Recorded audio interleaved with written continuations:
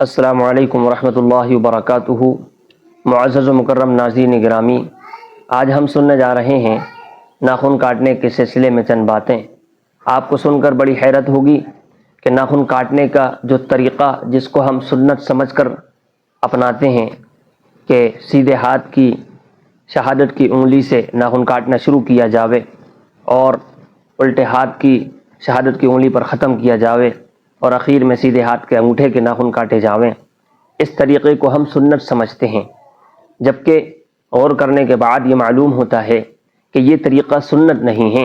البتہ اس طریقے کو مستحب طریقہ ضرور ارشاد فرمایا ہے۔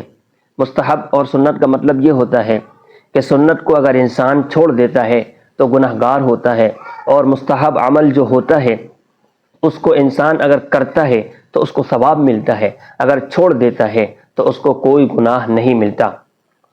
اب مستحب طریقہ بھی ہے تو یہ کس طریقے سے کرنا چاہیے، کس طریقے سے ناخن کاٹنا چاہیے؟ علامہ نووی رحمۃ اللہ علیہ نے فرمایا ہے کہ پہلے سیدھے ہاتھ کے ناخن کاٹ لیں، بعد میں الٹے ہاتھ کے ناخن کاٹ لیں، یہ مستحب طریقہ ہے۔ دوسری چیز یہ ہے کہ رات کے وقت میں ناخن کاٹنا کیسا ہے؟ بہت سے احباب یہ سمجھتے ہیں کہ رات میں ناخن کاٹنا یہ بری بات ہے، تو ہمیں معلوم ہونا چاہیے کہ ایسا کچھ بھی شریعت مطہرہ میں نہیں ہے۔ ناخن کاٹنے کا کوئی وقت متعین نہیں ہے، ہم رات میں یا دن میں کبھی بھی ناخن کاٹ سکتے ہیں۔ اسی طریقے سے اگر کسی کے پیروں میں کسی کے ناخن آ جاتے ہیں تو جس کے پیروں میں ناخن آ جائیں وہ یہ سمجھتا ہے کہ جس کے ناخن پر میرا پیر پڑا ہے اس کی بیماریاں مجھ کو لگ جائیں گی، تو اس طریقے کی سوچ رکھنا یہ بھی غلط ہے، اس طریقے سے نہیں ہوتا ہے۔ البتہ اتنا ضرور ہے کہ انسان کا ایک ایک جز مبارک ہے، محترم ہے، مکرم ہے، عزت و احترام کے قابل ہے، لہٰذا ناخن بھی عزت و احترام کے قابل ہیں۔